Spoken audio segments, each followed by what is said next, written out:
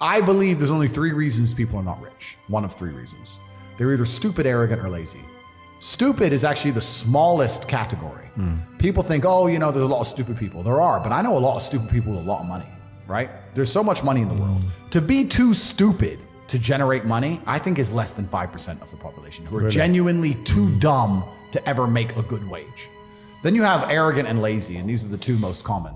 Lazy because people just, oh, you know, but I need time to myself. Oh, you know, but it's the evening. Or, you know, it's hyper competitive. There are people who do not need times to themselves. There are people, there's an Indian in Islam, or there's a guy in Islamabad who'll do your job online for $3 an hour and he doesn't sleep. You're gonna lose, right? So if you're gonna be lazy in any regard, you have to understand there are people like me who are billionaires who work 18 hours a day. When I finish this, I get into my car and I open my laptop and I work on my way to my next appointment. And then I'm gonna work all night until the day I go. When I go to sleep, I close my laptop and I'm gonna sleep a minute later. I work, that's all I do. So lazy is a big problem because people go, oh, but I just want to relax. If you just want to relax, that's fine. But you're competing against people who just don't want to relax and you're going to lose.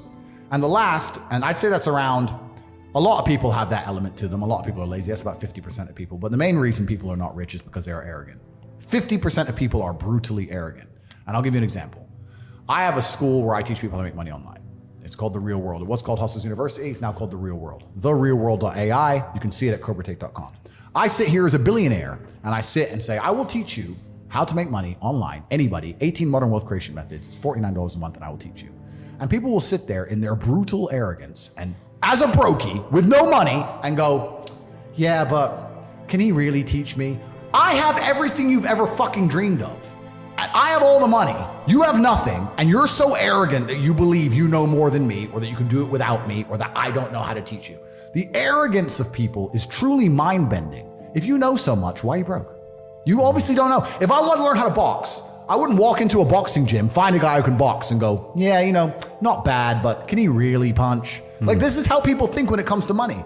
You guys are all successful enough. You can sit there and say, look, I do X, Y, Z. I have X, Y, Z. You don't have it. So do you want to learn how to play piano from the piano teacher, or do you want to sit there as an arrogant brokey? Most people are brutally arrogant, and you can sit there and you can try and help them, and they're just so arrogant. They think, oh, I can do it myself, or I'll work it out myself. I don't need help. And it's arrogance, and it keeps them at the bottom.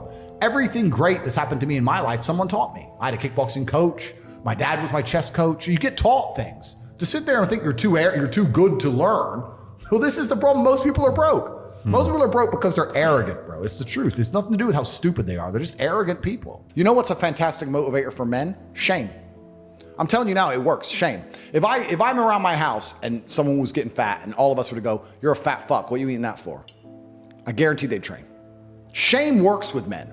And you talk about this, and this is the reason I promote brotherhood. The reason I am the man I am is not just because I'm so fantastic. It's because I, even now to this day, live with 6 men. I live with my fight coach. I live with my brother. I live with some of my old friends I've had for 20 years. We live in this big ass compound, this huge house. If I wake up and my brother's been training an hour and a half, I feel so annoyed and angry and guilty that I have to go and beat him now. So that competitiveness keeps us constantly at edge. People say me and Tristan are best friends and our brotherhood is fantastic, but it is based on competitiveness. But we don't compete against each other. We compete to prove to each other we're a good teammate in the battle against the Matrix. How do you get there? Because I've seen a lot of men get torn up by that. Yeah. So how do you get to a healthy way where we're competitive, but it's not going to destroy our relationship? Well, you have to understand that there's enough outside enemies. You have to put your ego aside and say, look, there's enough people who already want me dead. We're the same blood. Can't we at least unite against all the people who want me dead? I want you. I'm in competition with you, Tristan. I want to beat you to prove to you I'm a fantastic teammate to you, as opposed to I want to beat you because I don't like you. And it's a different mentality. And we'll sit there, and my brother and I are in constant, endless competition, but it keeps us sharp. So masculine competition is super important, which is why it's the 3rd thing I teach, which is brotherhood. You are the sum of the 5 people you spend the most time with. If you find some guys who have their game right, your game's going to get straight. It's as simple as that. And I think if you take any man on the planet, in any situation, in any scenario, and you tell him to become as strong as possible because of all the lessons he's going to learn, become as rich as possible because of all the lessons he's going to learn, plus obviously being strong and rich are benefits, plus find a network of brotherhood of men who are accountable to themselves, and by extension accountable to you. If you're accountable to yourself as a man, you're also accountable for your friends. I don't want loser friends. I don't want dickhead friends. If I had a guy I really liked and he started being a dickhead, I'd try very hard to fix him. And if I couldn't fix him, I wouldn't be his friend anymore. I'd say, stop that. We don't do that. Why are you doing that? What are you crying about again? Why are you acting that way? Come on, let's go train. I don't want to train. But we always train. Come on, let's go. And then after a while, I'd be like, he doesn't train anymore. Get him out. Bye. Go get eaten by wolves. That's the unfortunate reality of the world, because I'm just some of the 5 people I spend the most time with. I don't want to wake up one day feeling terrible and going, but he's missing the day and I might miss the day. His poison will get in my brain. I have to resist it. So if you get a brotherhood, masculine brotherhood, and you're accountable for yourself and for them, you're going to be able to do nearly anything. People will shield laziness with anything. No one wants to admit they're lazy. So they'll shield it with disbelief. That's a scam. Or, I don't work hard, I work smart. Bollocks. More cover. For just anything it takes to say, I don't want to work. Do you believe in that? Work smart or not harder? I believe in both. Yeah.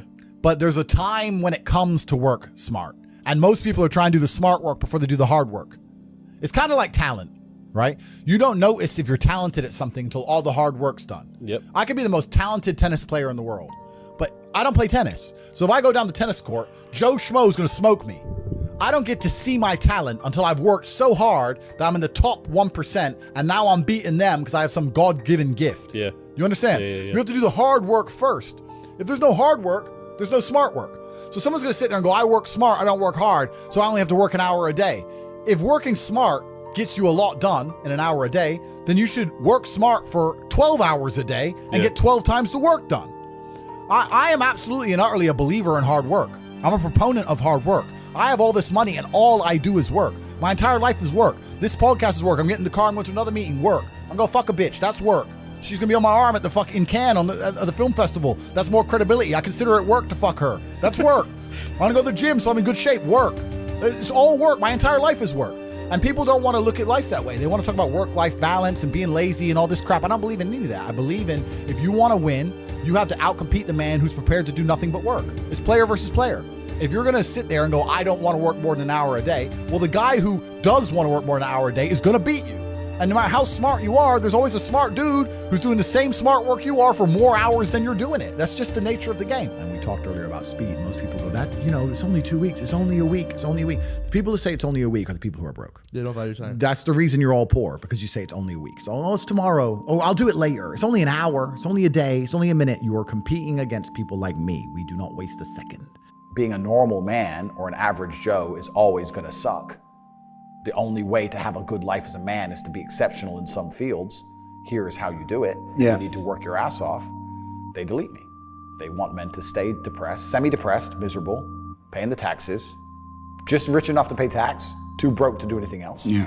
And that's where they want you. So they don't care about men's mental health either. They don't care how many men kill themselves. They don't give a shit. And this is why I talk about the Matrix. People say, why do you talk about the Matrix all the time? And I say there are people who are living right now in a computer-generated reality. If you believe everything you're watching on the news, you are believing a complete false version of reality. And the idea of that reality is to keep your brain occupied enough so you continue to do a shit job for shit wages and pay your taxes until you die. That's exactly that's the plot of the Matrix movie. They're abusing your body and controlling your mind so that your body will sit there and do what they need it to do until you're no longer useful anymore. And that's exactly what's happening. And another question I get is people ask me why I'm so interested in this fight against the Matrix. And I try and explain to people that I believe this fight cannot be avoided. I think you're either combating the Matrix and fighting against the garbage they're telling you, or you're believing it. And if you believe it, then you end up fighting against yourself. You end up fighting against your own mind. You can't avoid the battle. If you're a full-grown man and you believe everything that's on the news, you're going to end up fucking semi-depressed, divorced, miserable, broke. Like your life's shit anyway. There's no way to escape this fight. You're either buying their crap and fighting against your mind, or you're fighting against their crap. There's no other way to do it. I've never met somebody with a fantastic life who did not completely and utterly believe in themselves. I've never seen somebody massively succeed and they didn't believe in themselves, ever. I've never seen somebody who just allows life to happen to them and become blown off course by some sadness, end up doing massively monumental and important things. I've never seen it. And if she leaves me afterwards, let's say she just likes to leave men, I don't care. Yeah. I'm still working. You're still crying. You can't possibly ever beat me. I'll continue to beat you into eternity, as will my bloodline. You will sit and pay the price for the rest of your human years. Even your ancestors above you are disappointed in you, and your offspring for the rest of your lineage will look up and say, my great-great-great-grandfather was a loser because I broke his heart, and now we've been broke ever since. Yeah. Chess and fighting are remarkably similar. Very. You have to know what your next move is going to be countering his next move. And there's no luck. If you lose, you made a mistake. There's no such thing as a lucky punch. If I'm losing a fight, or if I'm beating some guy up, and he hits me with one shot and knocks me out, and people go, that's a lucky punch. He's trained his whole life to punch people in the face, and he punched me in the face. You call that lucky? I call that good. I think it was a very good punch. Excellent. Probably his best punch of his career. No such thing as lucky punches. Same thing with chess. If And you also, lose, you left your guard down. Absolutely.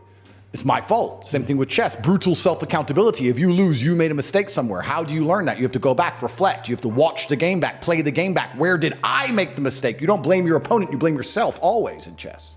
It's self-accountability. So when I stopped playing professional chess, I decided to move over to fighting because they're very similar. It's one-on-one, it's not a team sport. So that's why I chose to fight, but I never considered fighting fun. I never took it as, ha ha ha, this is fun. I was out to hurt people, for real. Firstly, let me tell you something about myself and most rich people. We don't own anything. I don't own anything. I don't own anything. There may be a trust fund in Ecuador that owns a company in Singapore that might own a yacht that I can borrow, for example. But I don't own shit. So that's the first thing. The second thing, you have all these different jurisdictions around the world. It's extremely complicated. How are you going to tax a rich guy? He has houses here, houses there, company here, company there, all the companies making a loss. Does Starbucks pay tax? No, Starbucks supposedly doesn't make money. Supposedly Uber's never made profit. An app on the phone with millions of cars around the world and people working endless hours for them and them getting a cut of it to run an app. Supposedly they've never made profit, never paid a penny tax. Funny how that works. You can't tax the rich. It's too complicated. You can't tax the rich. It doesn't work. All you're going to do is just drive them into other countries. If England right now today were to announce a huge tax on the rich people would just go, oh, cool. I'll base my company out of Belize. Few pieces of paper, fuck you. We don't really learn lessons unless they're learned the hard way. Yeah. I believe that unless a lesson has taught the hard way, you're not going to learn it. You can have so many near misses and people won't learn their lesson. Bro, you must know a guy who goes out there, nearly crashes his car, doesn't slow his ass down till he wrecks it. Yeah. Like, this is how people are, right? So you need that pain for the lesson to sting enough to really genuinely go inside of your mind. And it's the same with everything. It's the same with driving a car or business. Truthfully, if you want to learn a lesson about business, you're going to have to suffer at some point, right? So we always say that most people are not successful with their first companies, X, Y, Z, blah, blah, blah. I get that. The truth is, there's a lot of people who make a lot of money with their first company, but they just spunk it, act an idiot, and it all blows up in their face. And that's how you get the discipline on your fourth company, that when you have 3 million in the bank, you just leave it there. You know, and don't be done with it. So you need to go through some pain. You need to experience some negative things. You need to have to a degree some trauma to really even learn any lessons. So yeah, business studies. You're right. The book. That's not going to teach you anything about business. You need to get out there on the streets. You need to make mistakes. You need to suffer. You need to have the tax man knocking at your door. You got to deal with all that stuff so that you make sure it doesn't happen again. I really think that humans are stupid enough to only learn the hard way. That's kind of how it works. The problem with owning something is that it can be taken from you. So let's look at it the American way.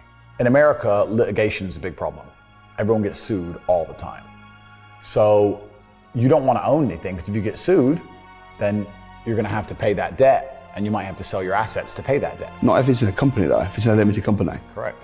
This is the point. So Yeah. people don't own anything themselves. Okay, so they only through their company. It's a limited company owns it, Yeah, a trust yeah, owns it. exactly. So you understand what I'm saying? Yeah. Look at the Panama Papers. Yeah. Look at it. And then it gets really complicated. And this is what I'm saying, where the average Joe Schmo at home has no idea how Exactly. this stuff Yeah, works. yeah. Because let's look at Nike, for example. Nike doesn't pay any tax.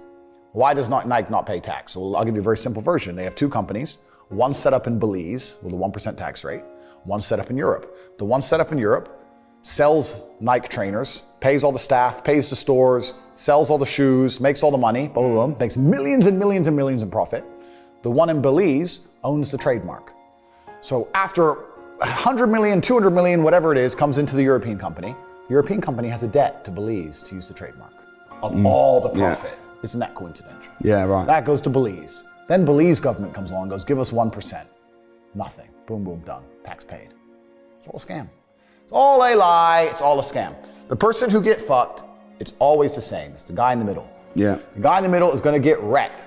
It makes me laugh when they talk about, we're going to increase taxes, da-da-da. When they talk about increases taxes, they're not trying to chase down the billionaire on his yacht, because they can't. They're trying to chase down the guy with an address, who can't move, can't leave. He has a mortgage debt, 2 kids and a dog, living somewhere in Sunderland, and he's stuck there. I walk in a gas station, put a mask on. No, I won't serve you. Okay, is the gas free? because I filled up. So you're gonna take my money or I'm gonna have free gas? No, you have to pay. Well, then fucking serve me, dummy. Put a mask on. No, it's just some stupid thing. In the end, they take my money. It was a big waste of everybody's time. And I'd say to them, bro, you're earning 700 pounds a month working for a corporation that wouldn't give a fuck about you if you got stage 5 cancer. Why do you care? If I worked in BP and someone walked into my gas station and decided to start a fire in the corner and barbecue some sausages, I wouldn't give a I'd be like, please stop, bro. Whatever. Like, why do these people, they're so fervently passionate about the rules of the BP station? But do like, we you're need a fucking people? Slave in your mind. Do we need slaves though? Because Yes, we obviously do. we need people to work and do those jobs that obviously the free people can't do. And this is the full circle realization when you get to the point where, as frustrating as it was, you need this slave class of people who buy bullshit so that I don't have to do bullshit stuff, which is great. But usually the bullshit people can't tell me what to do. It's only during COVID they were allowed, and now that's all over. They can't tell me what to do anymore, so it's fine. But if you're and not everybody's mind can be free, because in society it would break down. But of course, some people's minds are designed for freedom and some people's aren't. But it's amazing when you're talking to the slave mind, trying to get through to them. You have two choices. Either you understand what's happening in the world today and you're on the side of good and you're fighting against the Matrix, or you've accepted all the Matrix programming to pretend that there is no battle, and then by extension, you're going to end up fighting against your own mind. And you're going to be in a fight either way. Your mind's either right and you're fighting externally against the enemy, or you've accepted the Matrix programming and you're sitting there fighting against your own depression, your own anxiety, fighting against your own struggles inside of yourself. You're going to fight anyway. There is no way to avoid this. So you have to make a decision. Do you want to have control of your own mind and control of yourself and fight for God and fight on the side of good against evil? Or do you want to accept the evil programming, fall down a hole of degeneracy and fight against yourself and self-destruct and implode? That's your choice to make. But I think the intelligent choice is to fight against evil. But also, life teaches you a lot. And I think a lot of people are not very self-reflective of their own lives. I don't think you can read a book and that's great. But I think if you're living an interesting life, if you were to take half an hour a day to actually sit and go, okay, what good has happened to me today and what bad has happened to me today? Why have those things happened and how can I prevent them from happening again? Most people don't, that kind of crap doesn't even cross their minds. Like every day I will sit at the end of the day and go, what bad has happened to me today? How did that happen? Did I get caught slipping was I on the street and some guys come up to me and it could have been a dangerous situation? Like, how could I genuinely have improved my reality? And you can self-reflect and teach yourself everything. But that's total ownership of your life, isn't it? But you have to have. But a lot of people don't. You have to have ownership of everything good that's ever happened to you and everything bad that's ever happened to you. I have complete ownership for the fact I was canceled. I don't sit there and go, oh, they're lying about me. Yes, they're lying, but I still own it completely. They're lying about me and they're talking shit, but I own it and I took responsibility for it, and I sat there and I took absolute accountability and I thought, okay, how can I turn this in my favor? And I beat them. If I'm walking down the street and it starts to rain, I take responsibility for that. I didn't have to be in rainy London. I could have been somewhere else. I could have brought an umbrella. Could have took a car. I am responsible for getting wet in the rain. And there's people out here who just don't take any responsibility for their own actions, let alone the weather. If you take complete self-accountability and you self-reflect, you can learn a whole bunch about But life. could you not just say that it's raining, this is unfortunate? No, but that's what losers do. It's raining. I'm unlucky. I must got be- told. Yeah, I must be a loser. but that's what they'll say. I got wet because it rained, not my fault. Whereas I'll say I got wet because I did not prepare for the rain. As the world gets more messed up, which it is, people are going to learn some very abrasive, harsh lessons. And sometimes when you've gone through a very harsh lesson, to be given a solution which isn't harsh, you're not going to believe it. To be given a harsh solution makes you feel like, okay, this guy knows exactly what he's talking about. As a man, your life is supposed to be shit. My argument to this is people go, oh, I don't feel good. I say, good. Your life as a man is going to be terrible the entire time. Who told you at any point, I don't know what the Bible says. I haven't read it cover to cover like I've read the Quran. But I don't think the Bible says you're supposed to be happy all of the time. I think follow your passion is also a terrible piece of advice. Yeah. Yeah. People say, hey, man, you need to find what you're passionate about and do that. And what they're trying to say is only do what you like because you have no motivation to do anything else. And motivation in and of itself is a scam. I don't believe in motivation. I believe in discipline. I am not motivated to do the things I'm supposed to do every day. I don't wake up full of like joy that I have to go to the gym or that I have to work or got to deal with crap. I don't feel motivated to do them. I'm disciplined. I do them regardless of how I feel. Whether I'm in the mood to do it or I'm not in the mood to do it, it gets done. That's discipline. Discipline's a real thing. Motivation is fleeting. Yeah. You're never going to be permanently motivated. So when someone comes along and says, oh, do what you're passionate about, what they're saying is you'll have endless motivation and then you'll be able to try hard. If you're the kind of person who can only try hard at something he enjoys, then you're going to fail. Because most things you enjoy don't pay any money. If they paid money, you wouldn't enjoy them. It's called a job, right? Nobody likes their job. You like your hobby. I'm sure you like playing video games. Maybe 1%, 0.1% can make money from video games, right? Most people, you ain't ever going to make it. Yeah. Do you think the guy in China who owns a concrete plant is passionate about concrete? Do you think he's sitting there stroking it at night, naked in bed? Fuck no. It's money. Be passionate about success. If you're passionate about money, then you can be passionate about anything. I'll be passionate about any business on earth that pays me. If you pay me $1 billion to dig that hole, I'll be very passionate about that hole. I will dig that hole with passion for the cash. Yeah, because you know the cash For at the the end of money. it, yeah. That's right. So when people come along and say, oh, you need to find something you're passionate about, follow your passion. Bro, you're going to follow your passion to the fucking food bank. You're never going to make any money that way. You have to sit there and go, what is going to pay me? It's not about detaching yourself from your emotions. I feel every single emotion. It's just about So let using it them. go. It's using them all in a positive direction. Yeah. If I feel extremely happy and excited, I'm going to use that as motivation or energy to do amazing things and do good and work hard. If I feel absolutely depressed and distraught, I'm going to use that as endless energy and motivation to do amazing things and work hard. It doesn't matter what you give me. Energy cannot be destroyed. It can only be converted and transferred. It doesn't matter what fuel you give me. If you give me diesel, petrol, kerosene, vodka, doesn't matter what you put inside of my engine. Hard work is gonna come out. Absolutely. Success. That's all I know how to do. Yeah. That's all I know how to do. It doesn't matter what fuel you put in my engine. My engine only knows how to do one thing, and that is succeed. That's all I know how to do. Yeah. So it doesn't matter what you feed me with. I'm going to be massively successful regardless. When I was broke, when I was on a council estate in Luton, I thought everyone was poor. And now that I have money, it kind of feels like everyone's rich. I go to buy a plane and they're like, no, I'm sold out. Thought you fucking sold out of planes? I go to buy a Bugatti and they're like, sold out. I'm like, all the shit. Who are these people? Yeah, everyone's bought everything. Like, Yeah. And it's crazy how many people out there have such ridiculous sums of money, truly ridiculous sums of money. There are so many rich people in the world, and it's kind of like your reality is based on, it's the Matrix, right? If you're broke, everyone's broke. If you're rich, everyone's rich. And a lot of people have this separation. I was lucky to live in both worlds, but a lot of people have this separation. Yeah. So I've had this conversation with a bunch of people, and my basic premise is that I refuse to believe in things that take power away from me. If you are in a haunted house and you believe in ghosts, you're scared of the haunted house. If you're in a haunted house and you don't believe in ghosts, you're just in a house and you don't care. So I don't like the idea when someone explains to me the idea of one day waking up and being miserable and not wanting to live anymore, and it's nothing to do with my circumstances and I have no power over it, and no matter how good my life is, I'm still gonna feel terrible and I'm gonna wanna die.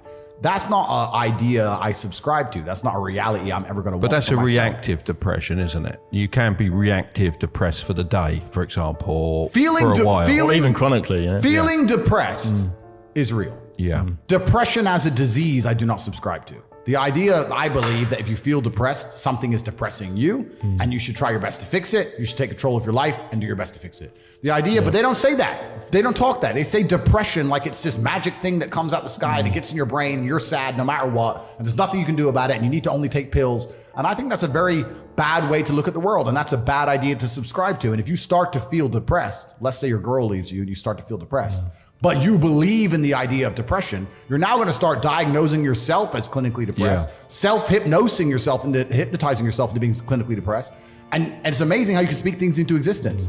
I cannot become depressed because I don't believe in it. I think we're here to struggle and to learn.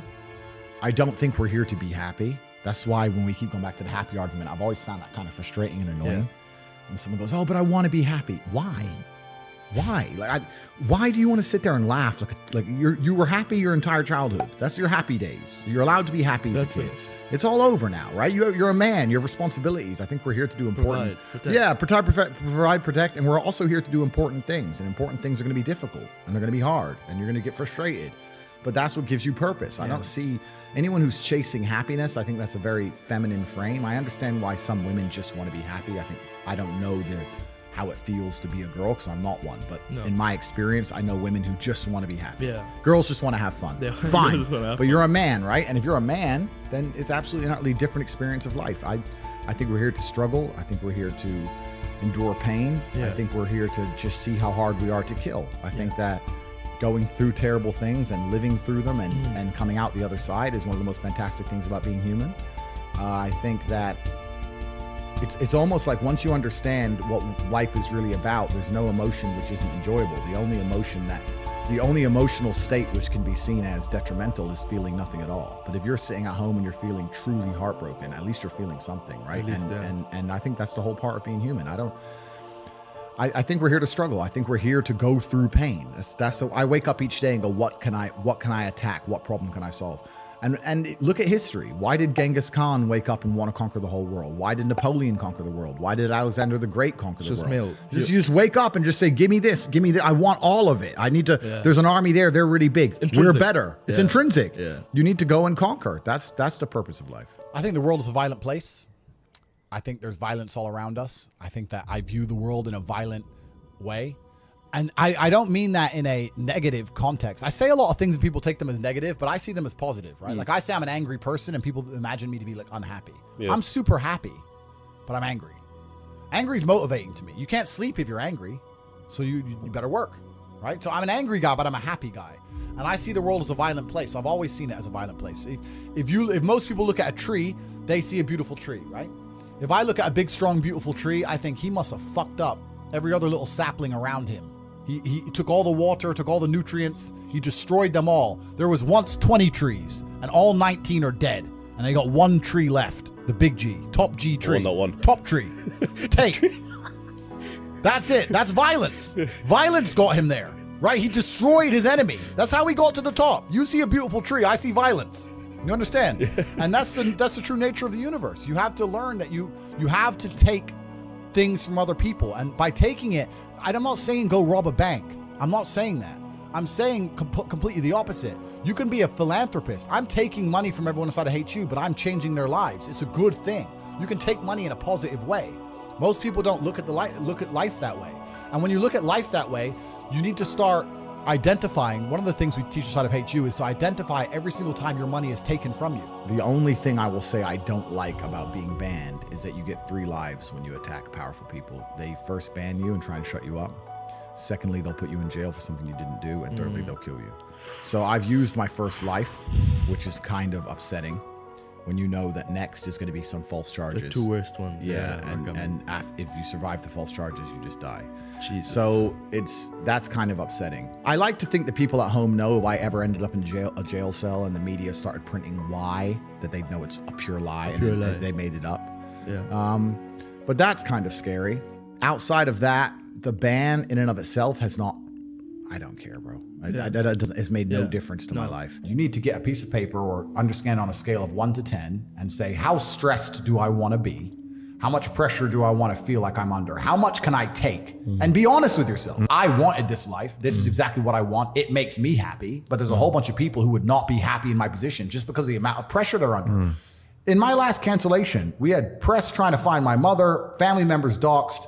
My last 20 ex-girlfriends called and offered a bribe, effectively 100,000 pounds, to do a negative story on me. None of them turned. Bank accounts frozen, travel bans, all my social media is deleted. All over the news, national news, I'm evil. Press releases in the schools saying that I'm bad for young men and I'm misogynistic. Like, most people are not prepared for that level of pressure. I slept fine. Most people would be like, whoa, there are death threats. Like, most people can't handle that. I can handle it fine. Most can't. You have to decide what you want to deal with. So when you're setting your expectations, it shouldn't just be about how much money you want to make. It's truly about how stressed and how much pressure do I want to be under. I actually enjoy it. I'm a warrior. I'd be bored in the other way. I want people coming for me. That's what I want. But if you don't want that, then don't build a life that does that. I think if I were to talk to Tyson, or Tyson were to talk to anybody, he'd say the same thing. He'd say, look, end of the day, even if you're struggling, it's you that's going to have to get up and get the work done and change your life. I think that a lot of the help, which is being purported now by the system, by the Matrix, isn't designed to help. I think it's designed to keep people in this state of depression, because when you're depressed, you're submissive. You don't care about what happens to you if you're depressed. Depressed people aren't going to riot against a new law or against COVID tyranny because they're depressed. They're too busy. They're at home and they're sad. I think that keeping everybody in a degree of semi-neutral depression, semi-sad, is good for their ability to control all of us. So when they go on the TV and say, you're depressed, it's a disease, you can't fix it, there's nothing you can do about it, it's not your fault, I think they're just trying to reinforce in your mind that you're never going to get better. I think if they really cared, they'd say, like Tyson Fury says, you're depressed, but you can beat this. You can do this. I don't hear them saying that very often. They just sit there and say, everyone's depressed and it's normal. Accept it. No, I don't accept that. I don't accept that. I don't think people should sit there and accept that they're sad. Change it. I think only you can change it. That's what I believe. God created us to learn and understand ourselves and understand other people and understand the world. And what did I say earlier? I said that you don't learn a lesson or you don't appreciate something Without pain. Without pain. So you have to struggle to learn anything. There's only two ways to learn things, the hard way or the harder way. If you're smart, you can learn the hard way. But in my experience, 99% of the planet only learn the hardest possible way. If the lesson's even 85% effective, they'll make the same mistake. It's only when they completely decimate and destroy an element of their life do they sit there and go, oh, oops, now I get it. No. That's how it goes. If you start with a good team, you're going to make it. That's really true. Brotherhood in and of itself is so valuable. If you sit around with 20 people and none of them are lazy and none of them are snakes, you're going to be fine. So you need to have people you can give work. This guy's in charge of this thing. That guy's in charge of this Delegate thing. people, different roles, different tasks. Absolutely. You got to have a team. You got to have a network. And my network is so strong. That's one of the big advantages I have. I have people around me who I can genuinely, seriously trust.